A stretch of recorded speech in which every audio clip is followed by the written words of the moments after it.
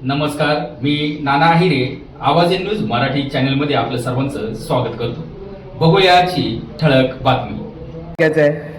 पण फक्त मी आपल्या सर्वांना एकच गोष्ट सांगतो, ती म्हणजे आज अख्ख्या भारतामध्ये अशी वेळ आली आहे की युवांना नोकरी नाहीये, युवांना रोजगार नाहीये. आज आपण बघितलं असेल, इकडचे आंबेडकराईट विद्यार्थी असतील, त्यांना शिक्षण करायला देत नाहीयेत. आणि आज काही आपल्याच महाराष्ट्रातले मंडळी अख्ख्या शाळेत फिरतायत, तिकडे मुलांना शिक्षण नाहीये, शाळा नीट नाहीयेत. पण इकडच्या सरकारला कसलं पडलंय ते म्हणजे उपवर्गीकरण करायचं. आज आपल्या सर्वांना एका छताखाली यायचंय, आज आपल्या सर्वांना निळ्या झेंड्याखाली यायचंय. आणि ही एकजूट जी आपली आहे ती फक्त या उपवर्गीकरणापर्यंत निर्माण नाही ठेवायची आहे, तर आपल्याला ही पुढच्या इलेक्शन पर्यंत निर्माण ठेवायची आहे. अनेक नेते येतील, अनेक नेते जातील, पण डॉक्टर बाबासाहेब आंबेडकरांनी जे आपल्यासाठी काम केले ते कोणच करू शकत नाहीये. आज आरक्षणासाठी, उपवर्गीकरणासाठी आपण रस्त्यावरती उतरलोय. जर इकडच्या सरकारने, मनुवाद सरकारने हे जर पास करून घेतलं तर उद्या सरळ घाव आपल्या संविधानावरती घालतील.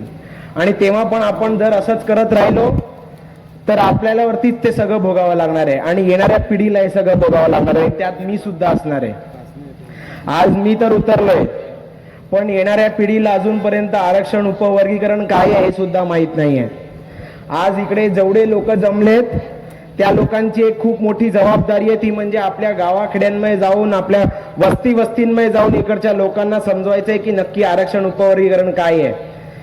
आज जर आपण आरक्षण, उपवर्गीकरण एक मुद्दा पकडला तर तोच एवढा मोठा मुद्दा आहे ज्याने आपल्या येणाऱ्या 25 ते 30 पिढ्यांना नोकऱ्या असतील, सरकारी नोकऱ्या पण भेटणार नाहीयेत.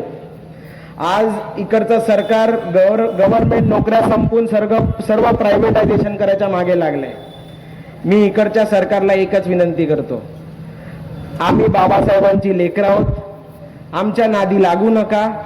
कारण तुम्ही आमचा इतिहास बघितलाय आणि आम्ही इतिहास बदलू शकतो.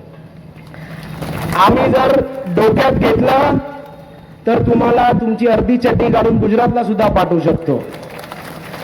पण आम्ही जेवढ्या शांततेत चाललोय, बाबासाहेबांनी आम्हाला पेन आणि संविधान दिले, आम्ही त्या पेनाच्या मार्गाने चाललोय. तोपर्यंत शांत, तोपर्यंत आम्ही शांत राहू. पण जेव्हा राजगृहातून आदेश येईल तेव्हा आम्ही कोणालाही बघत नाही, तो नरेंद्र असू दे किंवा दलिंदर असू दे, आम्ही त्याला पण बघणार आहे. त्याची पण अर्धी चड्डी काढून त्याला गुजरातला पाठवल्याशिवाय राहणार नाही. म्हणून एवढंच सांगतो की आमच्या नादी लागू नका. आणि आज सुद्धा वेळ आली आहे, आपल्या समाजातले अनेक लोक असतील जे घरी बसले असतील, त्यांना ओळखण्याचा प्रयत्न करा. इलेक्शन मध्ये येतील आणि फक्त मत मागेपर्यंत आपल्या समोर फिरतील, आपल्याला गजगाजा करतील. त्या लोकांना आपण ओळखा, कारण हीच लोक समाजकंटक आहेत. ही लोक भाषणं करतील, इलेक्शन मध्ये आपल्याला वेगळं वेगळं करतील. या लोकांना घरी बसवण्याची वेळ आता आली आहे. म्हणून तुम्ही सर्वांची ही एकजूट आहे, ही एकजूट अशीच कायम ठेवा. आणि शेवटपर्यंत, जोपर्यंत बाबासाहेबांना न्याय मिळत नाही, बाबासाहेबांनी जे स्वप्न बघितलंय की मला या आंबेडकरी समाजाला शासनकर्ती जमात बनायचंय आणि बघायचंय, ते होईपर्यंत आपण कुठे थांबायचं नाही. एवढंच बोलतो आणि इकडे थांबतो. जय भीम.